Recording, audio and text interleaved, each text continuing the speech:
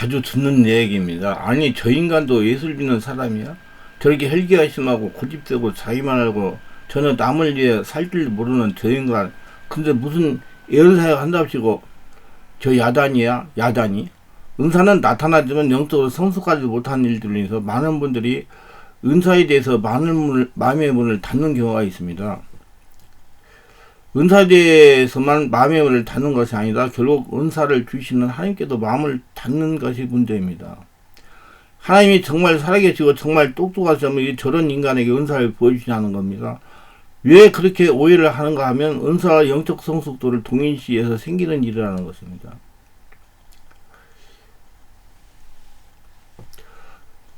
근데 기억하세요. 영적인 성숙과 은사가 부어지는 건 전혀 상관이 없습니다. 성도로 하여금 은사를 사용해가면서 영적으로 성숙하시는 하나님이십니다. 고린도교회가 바로 그런 교회입니다. 은사가 너무 강력하게 많이 부어져서 예배 시간에 여기서 예언이다 하고 저기서 예언이다 하고 방언이 터지고 통변이 터지고 너무 은사가 많이 부어지니까 바울에게 자문을 구했습니다. 바울 선생님, 어떻게 해야 질서 있게 예배를 드릴 수 있겠습니까? 그러더니 바울이 먼저 예언하는 사람이 예언하다가 다른 사람이 예언하면 그 사람은 잠깐 잠잠하고 다음 예언을 들어라, 이렇게 하면서 예배하는 순서를, 성령의 사역에 하는 순서를 정해주고 이런 장면을 봅니다. 얼마나 강력하게 은사가 부어졌는지 볼 수 있습니다. 고린도전서 3장 1절에 보면 이렇게 바울이 이야기하고 있어요. 형제들아, 내가 신령한 자들을 대함과 같이 너희에게 말할 수 없어서 육신에 속한 자고 그리스도 안에서 어린 아이들과 대함과 같이 하노니, 너희를 대할 때 은사는 강력하게 나타나고 있음에도 불구하고 여전히 육신에 속해 있다는 겁니다. 영적으로는 전혀 어린아이거나 영적으로 어린아이를 대하는 것 같이 너희를 대할 수밖에 없다고 말씀하고 있는 것입니다. 이걸 보고 우리가 기억해야 할 것은 은사가 강력하게 부어지는 것과 영적인 성숙과 상관이 없다는 사실을 기억하세요. 은사가 강력하게 나타나도 이렇게 담대하게 말씀해 보시기를 추천합니다. 요즘 주님의 얼굴을 잘 구하십니까? 우리가 배운 것이 주의 얼굴을 구하는 것인데, 고린도교회는 영적으로 대단히 은사가 많이 나타났던 교회였습니다. 그러나 영적인 상태는 바알의 눈에 보기에는 너무나도 어린아이였습니다. 그래서 하나님의 손을 구하는 자가 되지 말고 하나님의 얼굴, 눈을 구하는 자가 되라고 하는 거예요. 의미를 잘 파악해야 됩니다. 하나님의 눈, 얼굴을 구하는 자는 하나님의 마음을 읽는 자가 되라, 그 말이에요. 하나님과 통하는 자. 손을 구하는 자는 은사를 수행하지 뭘 문제를 고치고 하는 거, 그것만 생각하는 거예요. 아시고 하나님의 얼굴, 눈을 구하는 자가 되시기 바랍니다. 그래야 여호수아 갈렙이 될 수 있어요. 하나님의 후회는 없습니다. 하나님은 은사 부르시면 후회가 없습니다. 복음으로 하면 저희가 너희를 인하여 원수된 자여 택하심으로 하면 조상들이 인하여 사랑을 입은 자라. 하나님의 은사 부르시면 후회함이 없느니라. 로마서 11장 29절. 여기에서는 다시 이스라엘의 현실과 하나님의 언약을 확인해 주고 있습니다. 왜 이스라엘의 불신으로 하는 원수가 되느냐면 바로 이방인은 우리의 구원을 위해서라고 하는 것이고, 그에 불구하고 메시아의 탄생이나 택하심으로 하면 저들 선조 때부터 사랑을 입은 자들이라 말씀합니다. 바울은 이런 부분을 충분히 이야기합니다. 그 자들, 이스라엘 향하여 지금하지 말라. 자긍할지라도 내가 뿌리를 보존하는 것이 아니요 뿌리가 너를 보존하는 것이야. 로마서 11장 18절. 하나님이 원가지들을 아끼지 아니하였으니 너희도 아끼지 아니하시오. 로마서 11장 2절. 저희도 믿지 아니하는데 거하지 아니하면 접붙음을 얻으리니 이는 저희를 접붙일 능력이 하나님께 있습니다. 로마서 11장 23절. 하나님 은사 부르시면 후회함이 없느니라. 로마서 11장 29절. 서두에 말했던 대로 하나님께서 한번 주신 선물이나 선택의 은총은 다시 거두어가지지 않습니다. 하나님께서 타락한 천사에게도 다 은사를 주셨는데 안 거둬가지고 그 타락한 천사 그걸 가지고 사람들 사기치잖아요. 그게 똑같은 이치예요. 은사가 나타났다고 여러분 다 됐다, 이 착각이에요. 미친다. 그래서 내가 은사가 나타나면 사기 고치는 데 쓰세요. 그러고 다른 사람을 돕는 데 쓰세요. 그렇게 얘기하는 거예요. 하나님께서 주시는 은사는 선물과 부르심은 처리하지 않습니다. 한 번 하신 일을 절대로 바꾸시는 일이 없습니다. 그래서 우리가 아직도 믿음에 부지하고 있는 것입니다. 얼마나 감사한가. 사람들은 장난으로 장기나 바둑을 두면서 질 것 같으면 한숨만 몰립시다, 그럽니다. 그러나 우리 주님은 한 번 하신 일을 절대로 변개하시는 예가 없으십니다. 이스라엘의 지존자는 거짓이나 변개함이 없으시니 그는 사람이 아니시므로 결코 변개하심이 않으시며 사무엘상 15장 29절 그저 자만하지서는 안됩니다. 이왕에 하나님께서 부르셨더니 이제 무슨 짓을 해도 벼르지 않으신다. 이런 확신은 주님을 순종하는 믿음 안에 견고히 서 있을 때 큰 소리 칠 수 있는 것이지만 우리 각자가 하나님의 보호를 스스로 벗어난다면 위험이 있음을 성경에 여러 곳에서 경고하고 있습니다. 그리고 하나님의 은사는 부르시면 후회하시 옵니다. 한없이 감사할 이유가 되는 것입니다. 나의 모든 것을 다 쓴 거로 나를 불러주신 것 때로는 주님을 안타깝게 할 때도 있지만 주님의 약속 안에 거하는 이상 절대로 구원의 선물은 철회하지 않으시는 주님의 사랑을 찬양합시다. 그래서 항상 확신을 가지고 하나님 안에 딱 붙어가지고 하나님의 은혜가 자기 안에 나오게 하는 복된 자가 되시기 바랍니다. 은사는 하나님의 신임을 의미하지 않습니다. 은혜라는 단어와 은총이라는 단어가 있으며 은혜라는 능력을 뜻하는 단어입니다. 어떤 능력인가 하면 나하고 함께 하시면서 내가 주를 따라갈 수 있도록 도와주시는 능력이 은혜입니다. 은혜가 필요합니다. 예를 들면 성경에서 겸손하라 말씀하시면 주님 내가 겸손해야지 하고 우리 아무리 겸손을 되뇌보십시오. 겸손해집니까? 우리는 더욱 교만해집니다. 원래 죄의 속성이 그렇습니다. 아무리 성경에서 거룩하라 해도 내가 거룩해져야지 조금 더 거룩해지지 않습니다. 성경만이 말씀하고 있는데 주께서 내가 하나님의 길을 보여줄 때 내가 하나님을 전적으로 따라가려면 은혜가 필요합니다. 은혜는 능력이에요. 내가 주의 길을 바르게 쫓아갈 수 있도록 도와주는 능력입니다. 능력이 필요합니다. 은혜라고 하는 것은 능력을 뜻하는 단어로서 하나님께서 우리에게 말씀하신 바 보여주신 길을 내가 제대로 따라갈 수 있도록 나와 함께 하시면서 도와주는 그분의 임재의 능력입니다. 그러면 자기가 죽어 없어지면서 강력하게 돼서 하나님 나라가 되는 거예요. 그리고 겉사람 빨리 죽고 속사람으로 태어나야 돼. 영의 사람으로. 성령의 집에 인도하고 성령을 깨닫는 사람이 되어야 됩니다. 하나님과 같은 사람. 그래야지 그분의 임재 능력 은혜를 가지고 세상을 살아갈 수 있어요. 자기 살아있으면 안 됩니다. 그래서 하나님이 12지파 사람들 가나안 정사에 10사람 다 죽여버린 거예요. 자기 힘으로 살아가려고 하나님 없이 살아가려고 그러니까 마귀 귀신이니까. 똑바로 알으세요? 예수 믿는 분들 똑바로 알으셔야 돼요. 자기가 지금 마귀 귀신짓을 하고 있는데 하나님의 성령 인도받아서 하나님의 나타나심으로 인생을 하나님의 영광을 위해 살고 있는지 볼 줄 알아야 돼요. 우리는 예수 믿고 죽어서 예수를 태어났어요. 자꾸 사람들이 보면 이상한 그런 행동을 하는 사람들이요. 자꾸 인간적으로 해가지고 여러분 죽었어요. 예수 믿고요. 예수 성령으로 태어났으면 이제 하나님이 여러분 주인이기 때문에 내가 좀 하나님이 주인답게 나에 대해 내가 하나님의 역사를 일으키고 있는가 나의 영광을 위해 살가 보시고 빨리 고쳐야 됩니다. 자, 하나님이 나와 함께 하시면서 도와주는 그분의 임재 능력의 은사예요. 은총이 있습니다. 은총은 나를 믿어주시는 것입니다. 나를 믿을 만한 사람으로 신뢰해주는 것이 은총입니다. 은혜가 있고 은총이 있어요. 은혜는 능력을 뜻하는 단어이고 은총은 하나님의 신임을 뜻하는 단어입니다. 마태복음 7장에 나오는 많은 사람들에게 하시는 말씀이 내가 너희를 도무지 알지 못하는 이름으로 하는 것이 아니라 귀신도 다 안다는 말이에요. 내가 너희를 도무지 알지 못하나니 이름으로 아는 것이 아니라 도무지 모르나니 그 사람들은 주의 이름으로 귀신도 쫓아내고 진짜 능력이 많았던 사람들입니다. 선제도를 했어요. 사람들이 그들을 향하여 선지자라고 부를 수 없을 만큼 예언이 강력했던 사람들이었어요. 각종 능력을 행했던 것 같습니다. 당대 유명한 예언자로 유명한 선지자로 유명한 능력자가 쓰임받을 것 같습니다. 그런데 문제가 무엇인가 하면 하나님이 내가 너희를 도무지 알지 못한다고 하나님의 신음과 은총에 그게 없었던 걸 보시면 왜냐?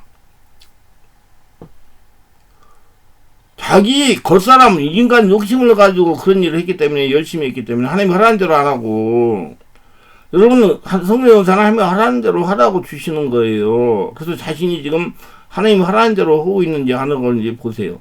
마리아를 잘 생각하시면서 우리를 통해서 진짜 강력한 예언이나 강력 은사를 나타낼 수 있습니다. 왜? 내 앞에 있는 교회와 내 앞에 있는 하나님 사람들을 하나님 앞에 온전하게 세우기 위해서 잠깐 우리를 통해서 그 사람을 세우도록 역사하시는 겁니다. 많은 사람들이 귀신을 쫓아서 능력해가 병을 고치고 너무 귀합니다. 그런데 나 때문이 아니라 교회와 백성들을 위해서 하나님 앞에 완전히 세우기서 그 사람에게 능력을 부어가지고 그 사람한테 일을 하시는 거예요. 도구에. 근데 자기가 없어지는 은사는 더 강하게 나타나는 겁니다.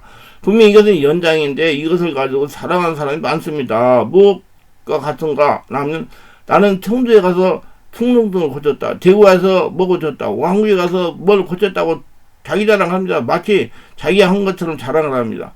이런 분별하면 도둑 같은 사람이 아닙니까? 경찰이 잡아가야 될 사람입니다. 많은 분들이 그렇게 자랑하고 있어요. 이렇게 어떤 능력, 어떤 저런 능력, 이런 능력, 현재 노릇하고 귀신을 쫓아내고 많은 능력을 행했다고 자랑하고 있습니다. 자기가 돌아다니면서 어디 가서 못 거치고, 어디 못 거치고, 뭐고, 자기가 있다고 그래요. 예, 그렇게 자랑한다, 이 말. 그러면 자기는 그건 하나님이 한 게 아니고 자기가 있기 때문에 겉사람, 육의 사람, 귀신이 종입니다. 그걸 똑바로 알아야 돼요. 말을 잘해야 돼요, 여러분. 깨어나야 돼요. 물론 하나님께서 그분의 삶을 통해서 하신 일은 참 귀합니다. 그러나 그는 어디까지 연장 도구라는 사실입니다. 자랑거리가 아니에요. 자기가 한 가지 하나님께 영광을 돌려야 돼요.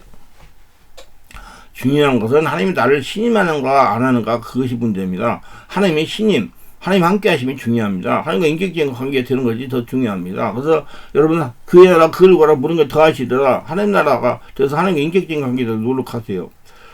가치관과 세계관과 신앙관에 옳다는 것은 하나님 은사가 있다고. 다시 말하면 은사가 강력하게 나타난다고 해서 그 사람의 가치관과 세계관과 신앙관에 옳다는 것을 말하지 않습니다.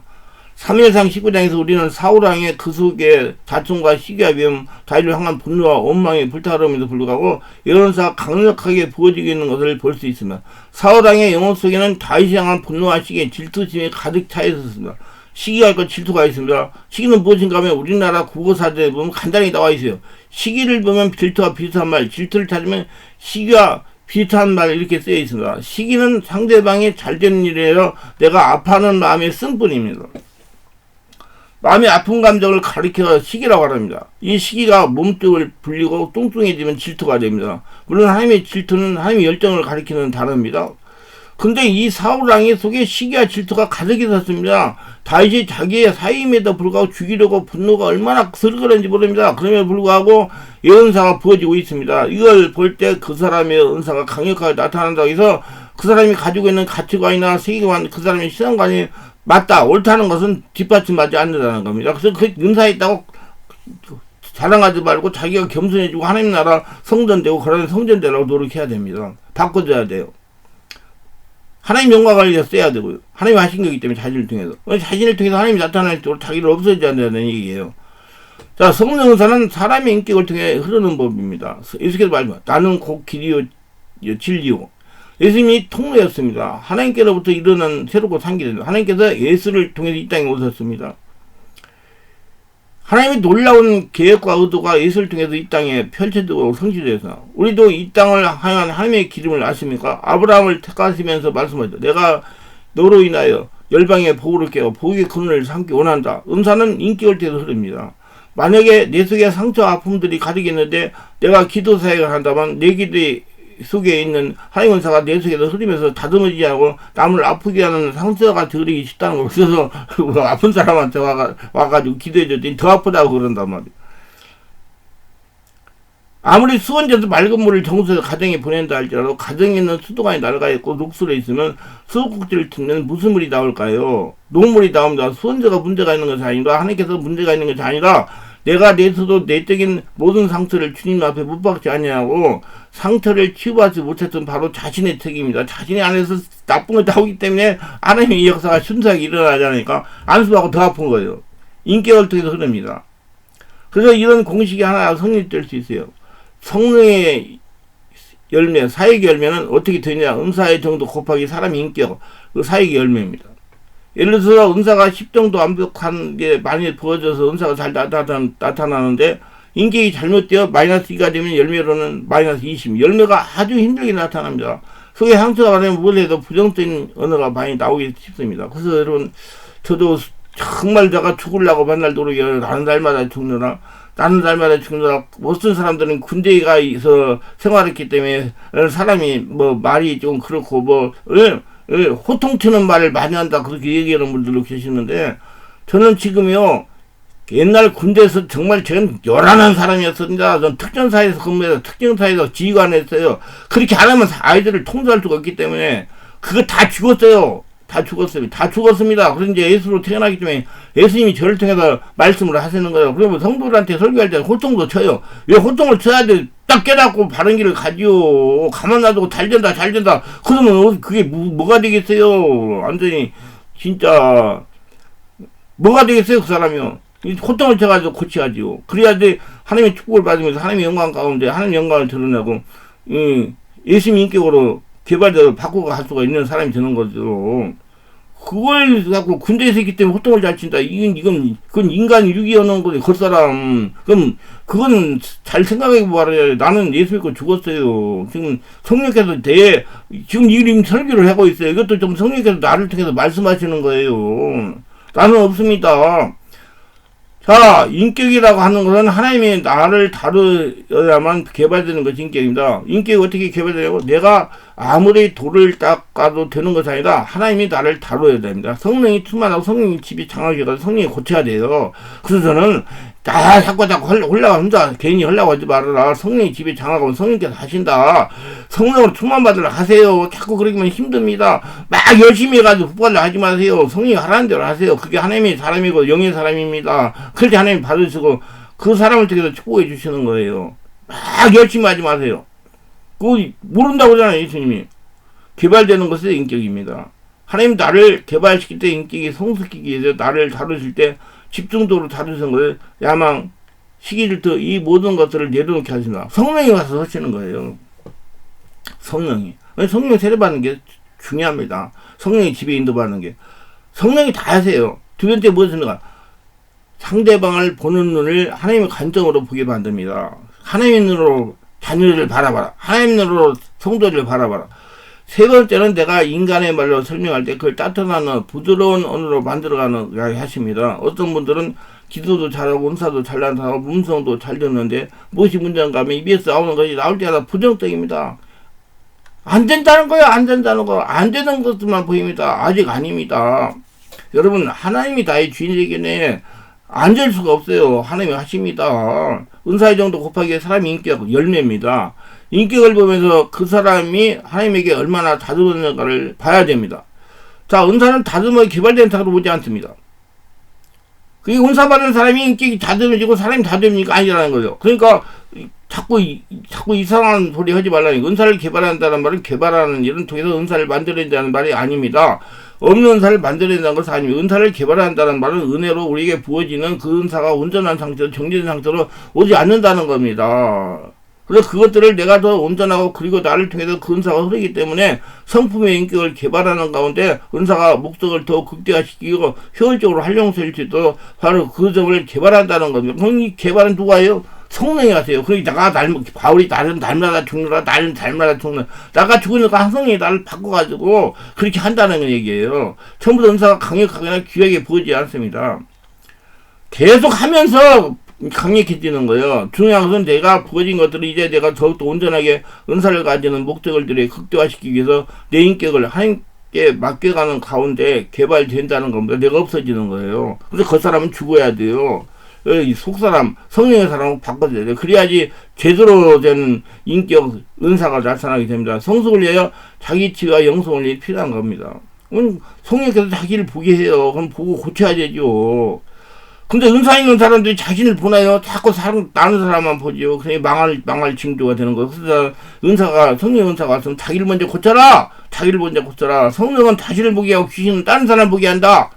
믿습니까? 성령 은사는 자신을 정확하게 보고 자신을 먼저 고쳐라고 주는 선물이라는 걸 명심해야 됩니다. 저는 항상 이렇게 말합니다. 하나님이 주시는 성령 은사를 자신을 먼저 고치고 다음에 가정 천국을 만든 다음에 세상에 전달하고 합니다. 여러분 모두도 아시고 우리 주시는 은사를 가지고 하나님 영광 돌리고 자신을 먼저 고치고 하늘나라 은혜가 되셔서 하나님의 살아기를 증빙하는 모두 되시기 바랍니다. 기도합니다. 오늘도 저의 설교를 끝까지 시청하시면 축복하셔서 특별히 구독, 좋아요, 알람 설정, 공유하시면 축복하시고 성령 세례받고 성령 충만받아 바른 성령 은사를 나타내서 하나님의 은혜를 전하며 하나님의 살아기를 선포하며 하나님의 축복을 날마다 거둬들이며 축복받는 인생으로 살게 하옵소서. 예수님의 이름으로 기도드립니다. 아멘.